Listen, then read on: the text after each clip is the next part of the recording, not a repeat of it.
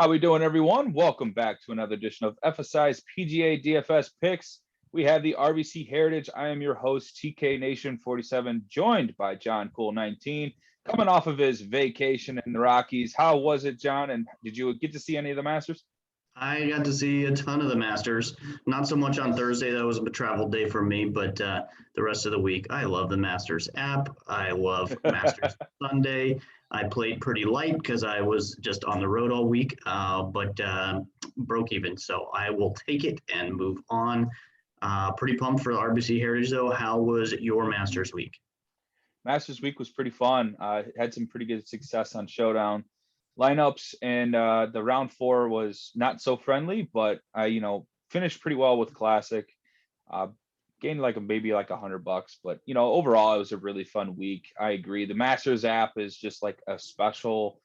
I don't want to delete it out of its respect of how awesome that app is. But Sure. What can you say more about the greatest golf tournament that we have every year? And I miss it already. I had the blues yesterday. You called it.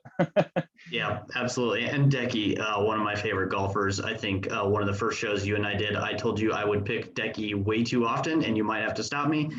Well, something happened, and I didn't have him during the Masters week, but that's okay. I still love Decky. Super pumped for him. Nice. Yes, very much so. And the bow at the end was very fitting. And It was. deep respect for both of him and his caddy. Really fun stuff. And yeah, so let's get into some RBC Heritage. This is going to be what people think our Masters hangover week, but realistically, this is a really fun event, one of the coolest golf courses on tour. If you did not have a chance, please give John's course preview and breakdown a listen. That's really vital to our research each week. John did an excellent job on that, so shout out to you. So with that being said, I'm going to give you my favorite play this week, and that is Matthew Fitzpatrick. Easily one of the better values. I think could possibly be one of the highest owned golfers in the field this week. 21-1 odds, and you can see you get about a $1,600 discount between him and Webb Simpson. He's not too far behind as far as opportunities here to win, but I do think Webb has the better course history and everything. But Matthew Fitzpatrick, he's in great form. He's excellent around the greens. He's putting really well on Bermuda. He's 4th in short game, 9th from par 4s from 400 to 450. And yeah, I'm going to take the guy who's had some really high upside finishes lately, with the 9th at the Players, 10th at API, and 5th at the Genesis. But tell me about your guy, and these guys seem to be pretty comparable. Yeah, I like Fitzpatrick a lot this week. I think he's an excellent option to start cash lineups.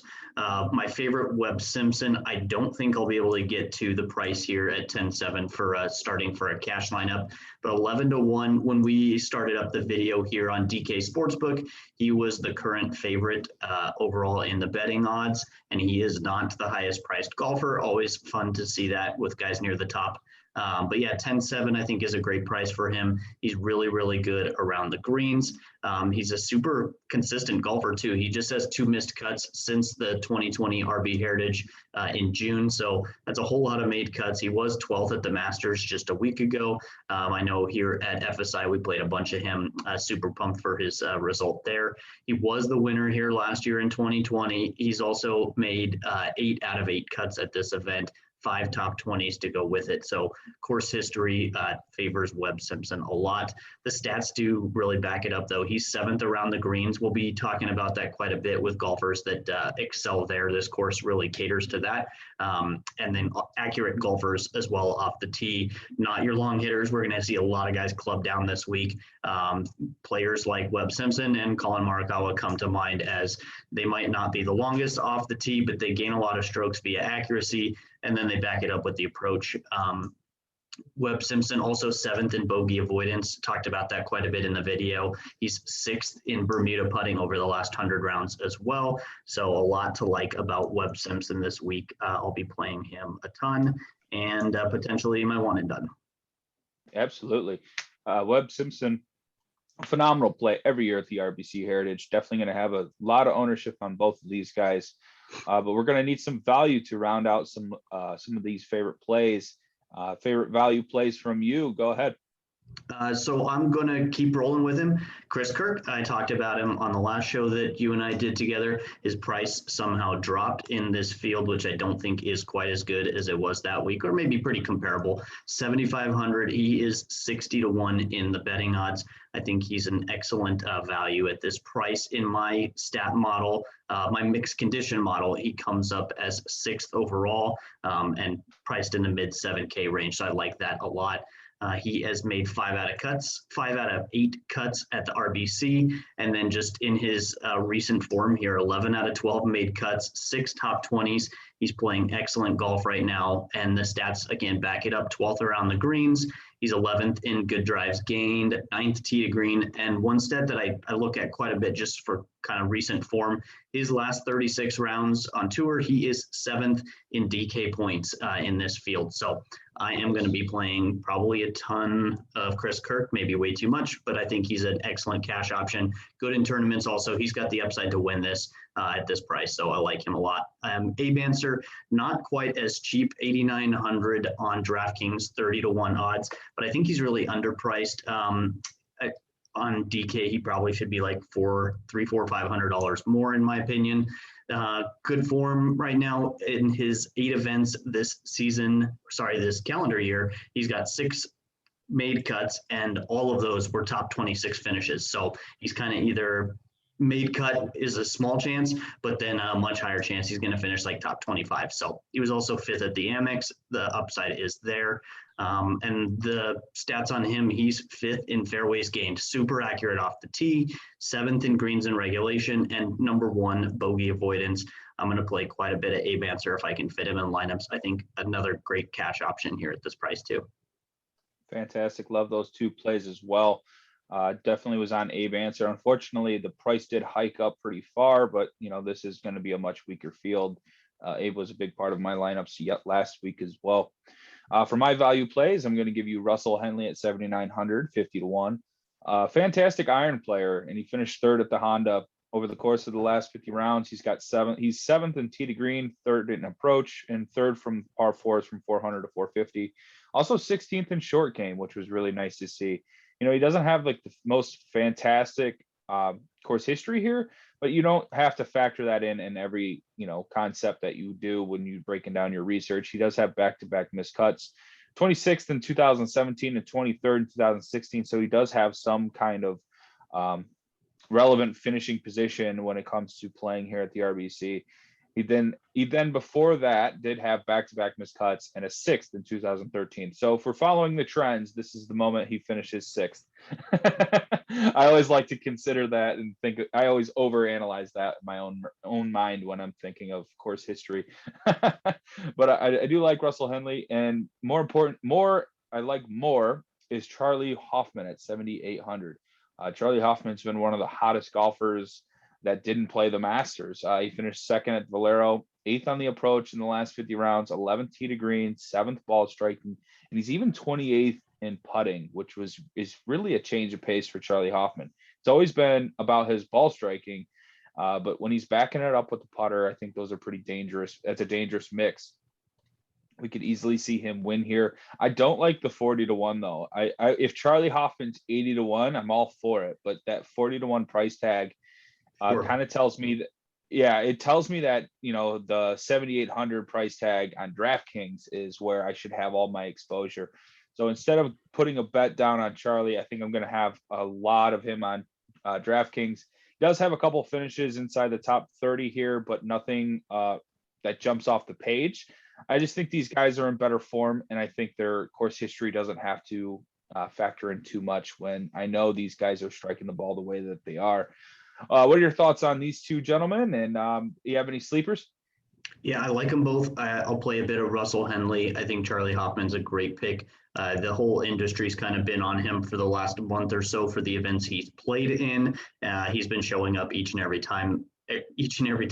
And I think just keep riding the hot hand here with Charlie Hoffman. Ride it until it burns us. Why not? Why don't you give us your sleeper here? Well, I'm going with Patton Kizzire at 6,500. He's great on Bermuda.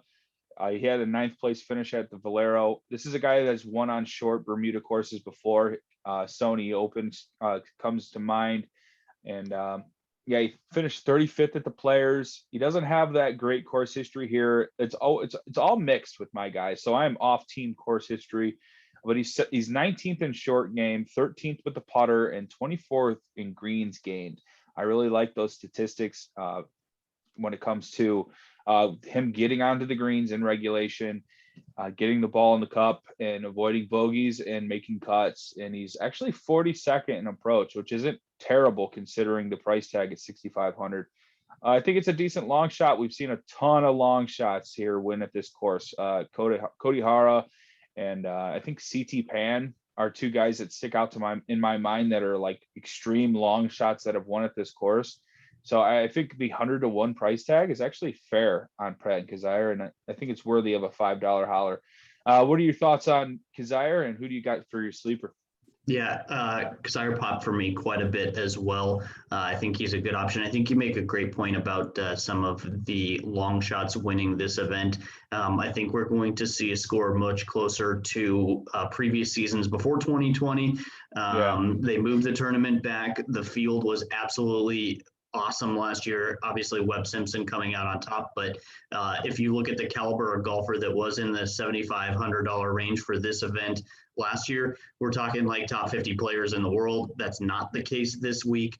It's going to be more like it was in years past. 15 under, I think, will be a fantastic score and potentially kind of right where the winner's going to settle in, not 20 under par like we saw with Webb Simpson. So I like Patton quite a bit. I'm going to go as my sleeper here, Kevin Streelman. I know you said the course history, you're not paying attention to it as much.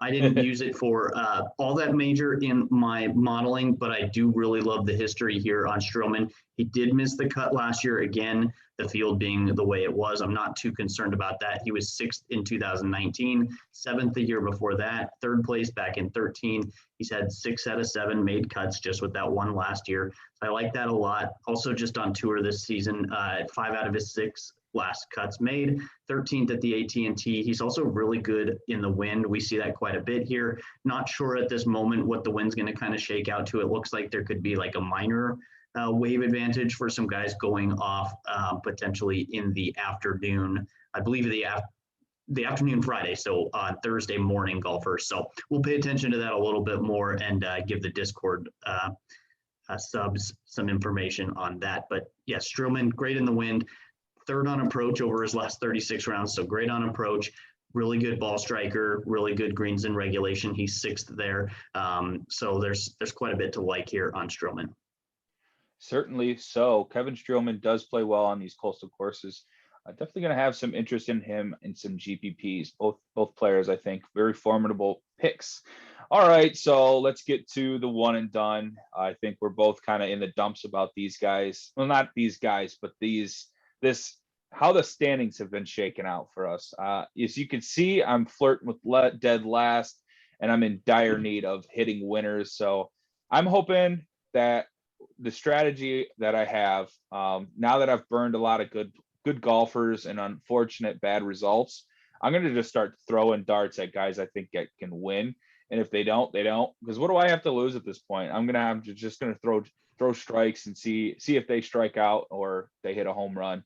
And Matthew Fitzpatrick, my thought was, there's not going to be that many short Bermuda courses left when we head up north towards Ohio. We have Detroit, Minnesota. We have a lot of northern courses coming up, the John Deere in Illinois, and then we got to go to Kiowa Island. So I'm thinking Matt Fitzpatrick's, I'm running out of time to play him. I missed him through the Florida swing, so I gotta maybe on his way out of the Bermuda courses, he's gonna finish with a victory, and that was my thought process. So how are you feeling about the one and done? And I see we are all team favorites this week. Yeah, I'll take Webb Simpson. I think that we've got a good chance of getting a winner out of one of these two. I think just a win for us will bump us at least, probably bump either of us 500 to 1,000 spots if we were to I hope. a winner here. And top 500 base. So I think we're not as far off as you think, but I think the standings are really stacked up here with everybody that's just kind of been plugging along and getting a little bit of cash each week. So a winner would be huge for us. I'll take Webb. Yeah, we need a winner bad. All right. Well, thank you for joining me this evening, John. And, thank you all for listening in. As always, you can check out our stuff in the Discord channel that you can find on our Twitter handle at FSI_DFS. And you can follow me on Twitter. I'm at TKNation47. That's John Cole 19. Follow along this week and subscribe to the channel. We have showdown stuff coming out. Weekend plays on Friday night. So there's a lot of good information always here at FSI. John, good luck this week, and glad to have you back. All right. Good luck to you too. Peace. Yes. See you.